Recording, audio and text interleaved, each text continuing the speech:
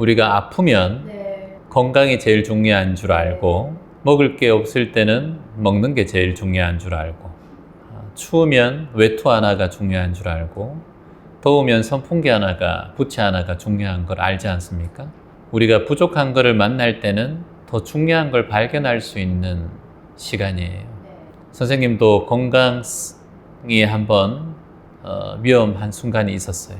저도 몇 번의 순간이 있었고, 그러다 보니까 이 건강이 중요하다는 걸 알고 여러 가지 원리와 진리를 탐구하게 되고, 내 몸을 만든 내가 치유할 수 있다라는 믿음이 내 안에 있고, 나에게 자가 향상성, 자기 치유력이 있다라는 생각을 저도 항상 해요. 그 능력이 가장 확대되고 커질 수 있는 방법이 무엇일까를 저는 연구를 했어요. 항상 사람은 세포로 이루어져 있고 뼈대로 이루어져 있고 신경, 근육, 뼈대 다 모두 지수화풍으로 이루어져 있다 그래요.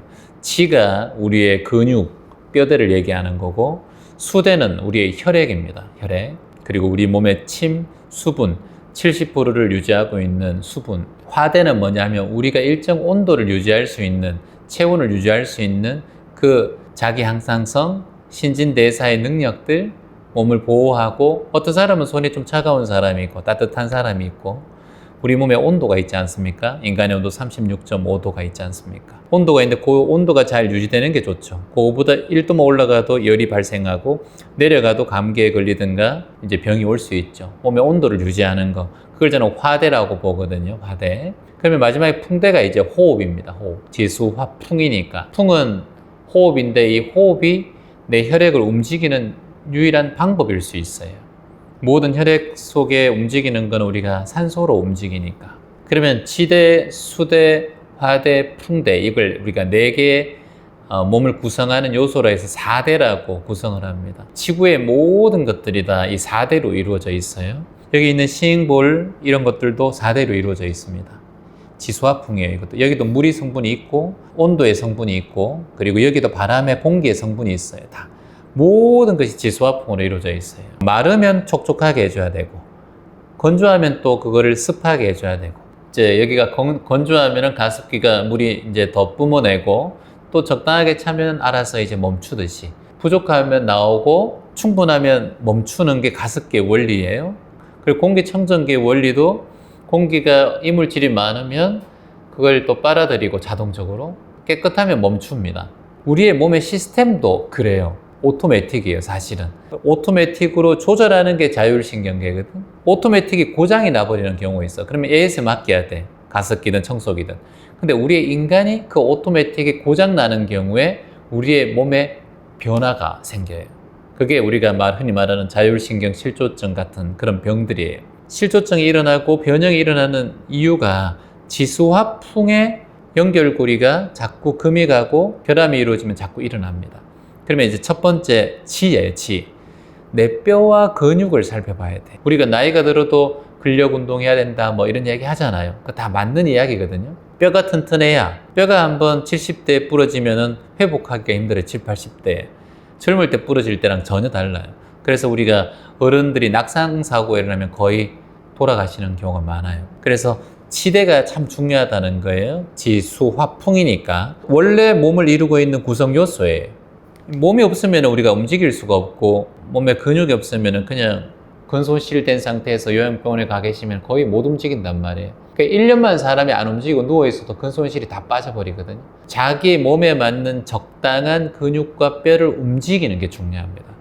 그게 선생님이 말씀하시듯이 걷기라든가 절수행이라든가, 너무 많이 말고 일주일에 3번 정도라도 절수행을 하면서 관절을 움직여줘야 돼요. 내 관절이 지금 아파. 예를 들어서 허리가 아프고 골반이 아파. 그렇다고 안 움직이면 되느냐? 아니다. 자동차도 움직이지 않으면 녹이 슬고 기름때가 끼고 나중에 움직일 때 더 소리 나고 더 힘든다. 엔진을 돌려주고 운전을 해야지만 차도 오래 갈 수 있듯이 우리의 몸도 똑같아요. 다 소모품이에요. 우리의 뼈대와 근육을 유지하는 방법, 그걸 생각해야 돼요. 그러니까 운동을 해야 돼요. 이건 우리가 정신적으로는 할 수 없어요.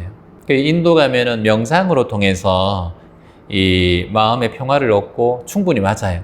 근데 그 몸이 무너지면은 그걸 할 수가 없어요.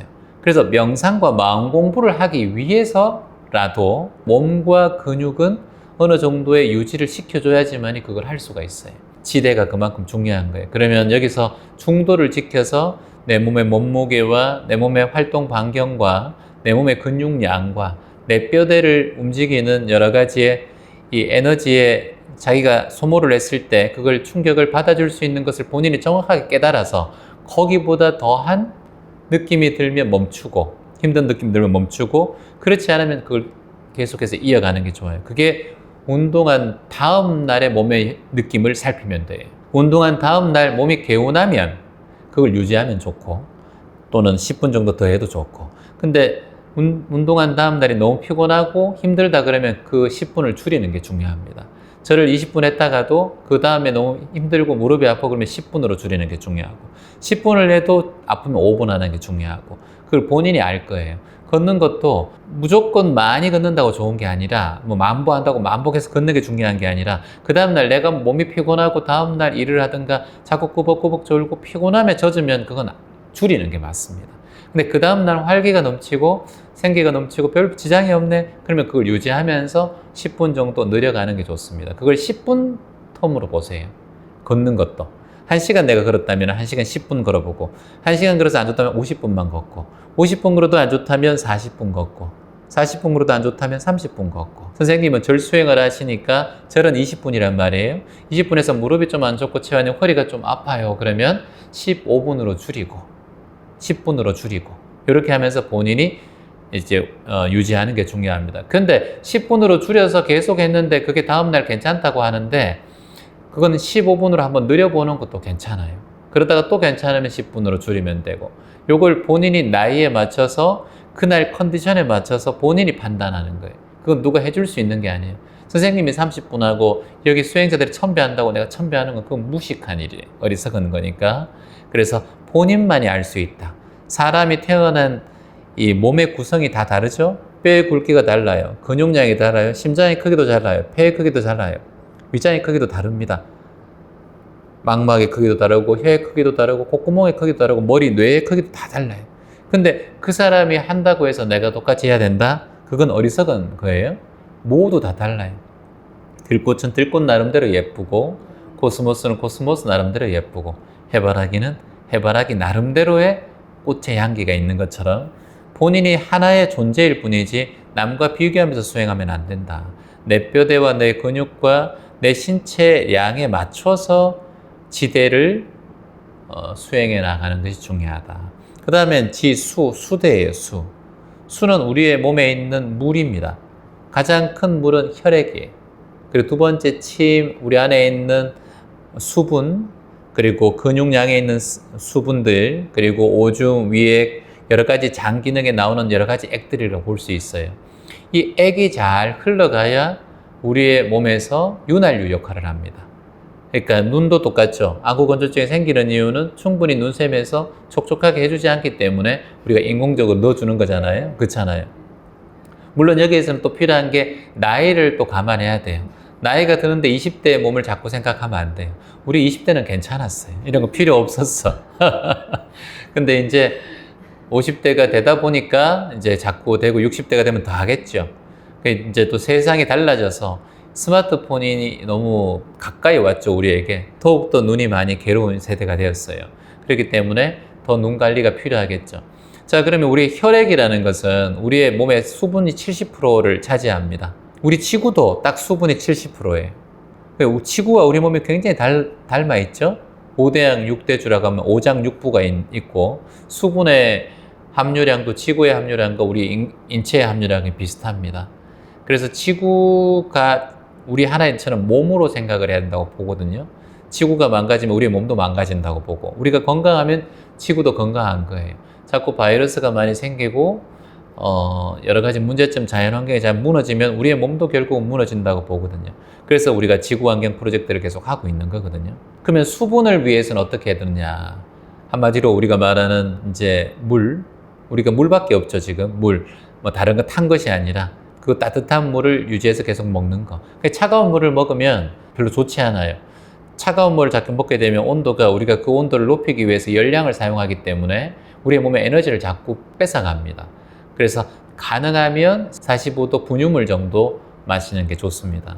그리고 그걸 수시로 많이 한 번에 많이 먹어봤자 소변으로 나오기 때문에 수시로 잦은 수분을 섭취하는 게 수대를 유지하는 데 도움이 됩니다. 따뜻한 물을 즐겨 마시는 게 좋은데 저는 제일 중요한 게 물을 한 모금 먹을 때도 진짜 감사한 마음으로 이 물을 먹었으면 좋겠다. 감사한 마음으로. 그냥 먹지 말고 억지로 내가 이거 수분 섭취하기 위해서 먹는다 이렇게 생각하면 그때부터는 또 이게 곤욕입니다. 마음이에요, 마음. 절을 할 때도 내 마음의 감사심과 내 몸이 움직일 수 있는 것에 감사한 마음을 내어야지만이 좋은 영양제, 보약, 소금, 죽염 모든 걸 먹는 것보다 이 마음이 중요하다는 거예요. 아무리 좋은 보약도, 아무리 좀 비싼 해산물과 좋은 음식도 내 마음이 불편하면 흡수를 하지 못해요. 어떠한 것보다 마음이다. 그 다음에 지압도 있고 좋은 약들도 있고 비타민도 있고 한 거다. 그게 되면 같이 함께 겹쳐져서 훨씬 더 큰 시너지 효과가 우리 삶에 올 수 있겠죠. 그래서 마음이 가장 먼저고 마음이 안정이 되고 준비가 되면 그런 건 하면 배가 되는 효과를 만나게 돼요. 가장 먼저는 마음이다. 일체유심조 마음이다. 그럼 물 한 모금 드시면서도 절 한번 하면서도 내가 몸을 움직일 수 있으면 감사하고 오늘 하루 내가 이렇게 절 한번 할 수 있으면 감사하고 하루를 무사히 보내서 오늘 이렇게 마지막으로 내 마음을 정갈하게 하시면은 하루에 감사한 마음을 낼 수 있어서 또 감사하고 이런 마음으로 한 배 절하는 거랑 그냥 1000배 막 하는 거랑 그건 무릎 나가요.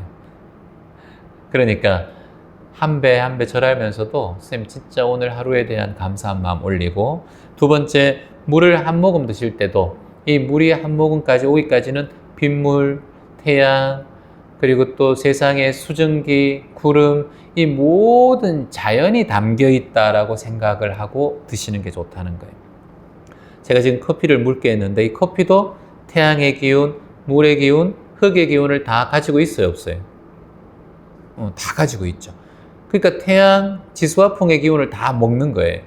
그러니까 감사하게 마시는 거예요. 그래서 이렇게 먹으면은 내 몸에 훨씬 더 이로운 기운을 준다. 지수. 세 번째 화대예요. 우리의 몸의 온도라고 보면 돼요. 이 온도를 유지하는 거는 추운 데 가면 따뜻한 옷을 입으면 되고 더운 데는 옷을 벗으면 돼요. 이거예요. 다른 게 없어요. 내 몸을 항상 온도를 유지하는 게 중요합니다. 근데 온도를 유지하는 방법 중에 또 하나가 뭐냐 하면 여러분들이 먹는 것도 온도를 유지하거든요. 따뜻한 물을 자꾸 먹던가 그렇게 하면 몸의 온도를 유지할 수 있어요. 그래서 수대하고 화대는 연결되어 있어요. 피가 따뜻한 사람은 몸도 따뜻해져요.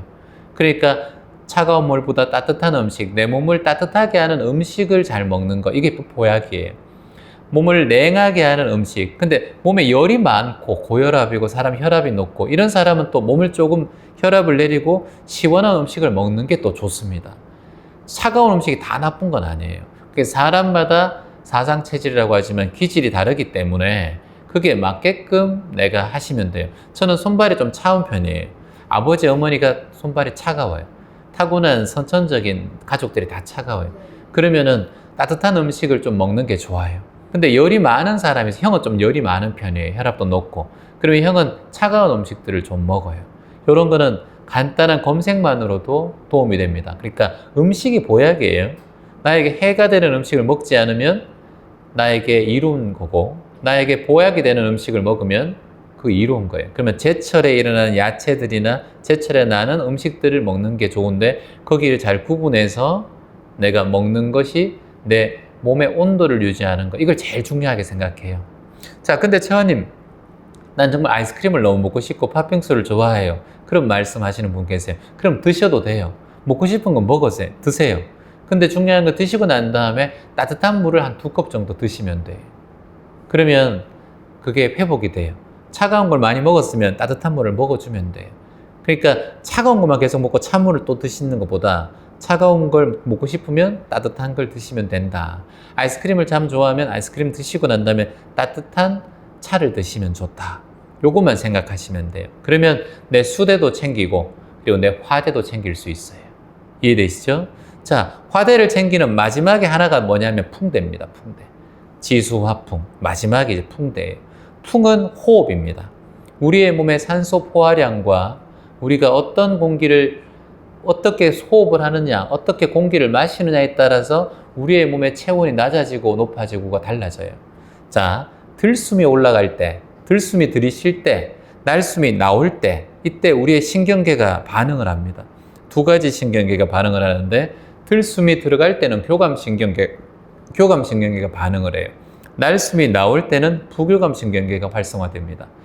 자율신경계예요. 들숨과 날숨으로 자율신경계가 우리가 움직이고 있어요. 자율신경계 실조증인 분들은 자율신경계가 방향을 잃은 거예요. 우리가 알아서 온도 조절을 하고, 알아서 목마르면 물 마셔야 되고, 알아서 눈에 뭔가 문제가 있으면 알아서 나와야 되고, 소화 위액도 알아서 나와야 되고, 위장 운동도 알아서 해요. 소화가 알아서 됩니다. 침이 알아서 나와요. 이게 다 자율신경계 활성화된 상황이에요. 근데 이게 무너지면 위장이 안 좋아지고, 눈이 마르고, 침이 잘 안 나오고, 소대변이 잘 안 나오게 돼요. 그러면 자율신경계가 활성화되기 위해서는 우리의 몸에 적당한 온도와 수분이 필요하고, 그리고 우리 몸에서 자율적으로 산소가 잘 돌아야지만이 자율신경계가 잘 활성화돼요. 그러기 위해서는 가장 중요한 게 호흡이다. 자율신경계가 길을 잃는 게 자율신경 실조증인데, 그러면 이걸 어떻게 해소할 수 있느냐? 바로 호흡입니다. 우리가 자율신경계를 들숨과 날숨으로 교감, 부교감을 트레이닝할 수 있어요. 들숨을 할 때는 교감신경계가 활성화되고, 날숨을 하는 그 순간 부교감신경계가 활성화가 돼요. 자, 숨을 한번 코로 들이마셔봐요. 그리고 편안하게 내쉬어봐요. 다시 한번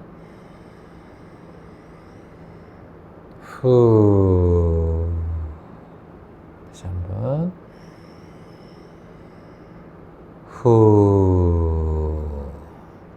좋습니다.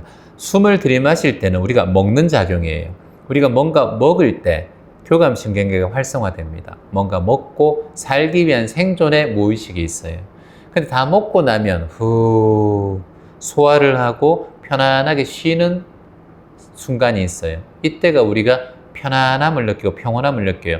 밥 먹고 나면 잠 오듯이.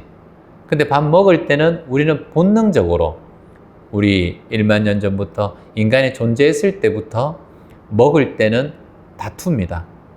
더 많이 먹기 위해서, 생존을 위해서. 개들 봐도 어미하고 새끼 놔둬도 먹는 거 앞에서는 으르릉 하게 돼요. 이게 뭐냐면 우리 인간의 본능적인 식욕에 대한 본능이 있어서 그래요. 그러면 이 본능이 우리의 무의식 안에 있단 말이에요. 그럼 먹을 때 우리가 본능적으로 약간 집착하는 마음이 자동적으로 올라옵니다. 맛있는 걸 먹을 때. 그럴 때일수록 내 교감신경계가 활성화가 돼요. 도파민이 분비가 되고 약간 예민해져요. 먹을 때. 그래서 우리가 예민한 상황에서 뭐 먹게 되면 얹히게 되고 체하게 돼요. 그만큼 먹는 게 보약이 된다 그랬잖아요. 그런데 이게 나중에 안 좋은 상황을 만들 수도 있어요. 체할 수도 있고, 먹는 걸 잘못해서 식중독이 되기도 하고. 그러니까 먹을 때 우리의 교감신경계가 활성화되는 걸 안다면 먹을 때마다 수시로 호흡을 하는 게 중요해요. 계속 먹지 말고. 물론 선생님은 백화점에 근무하시기 때문에 시간상 정해져 있기 때문에, 근데 먹을 때도 중간중간에 한 5분 드시다가도 심호흡을 한번 하세요. 들숨과 날숨을 한번 하세요. 그러면 음식이 들어가다가 호흡에 한번 들어가면서 공기가 들어가고 이게 위장의 소화에도 도움이 되고, 그리고 들숨과 날숨을 하는 순간 부교감신경계가 활성화되기 때문에 내 몸에 안정감이 듭니다.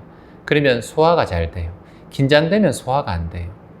항상 우리는 먹을 때 얹히든가 소화가 안 되는 경우는 몸이 부자연스럽든가 생각이 많든가, 스마트폰을 보면서, 스마트폰을 보는 게 요즘은 식사하면서 일상화가 됐으니까 혼밥 하시는 분들은 보셔도 자극적인 것보다 가능하면 음악을 듣는다든가, 예술 작품을 본다든가, 클래식 음악을 듣는다든가, 이런 간단한 자신의 취향에 맞는 몸에 이완을 주는 명상을 듣는다든가, 이렇게 하시는 게 좋지, 너무 자극적인 뉴스나 추리, 스릴러, 자극적인 영상들은 가능하면 보지 않는 게 좋습니다. 밥 먹을 때만큼은.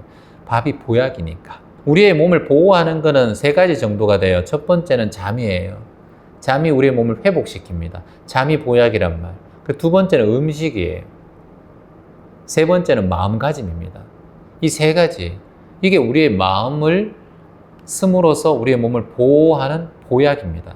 첫 번째 잠, 두 번째 음식, 그리고 세 번째 마음가짐. 하나 더 있다면 이제 운동이 되겠죠. 운동 같은 거. 네 가지 정도 될 거예요.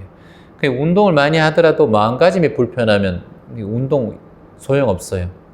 운동을 아무리 말해도 마음가짐이 안 좋으면 심장병 걸리고 혈압이 올라가고, 스트레스 받은 상태에 운동하다가 심장마비 걸리는 경우도 있고, 고혈압에 대해서 뇌혈관에 뇌경색 같은 게 생기는 수가 있어요. 그 운동으로 풀려고 하지 말고 먼저 마음이 편안한 상태를 유지하고 운동을 하는 것이 훨씬 더 도움이 된다. 그리고 이거 기억해요.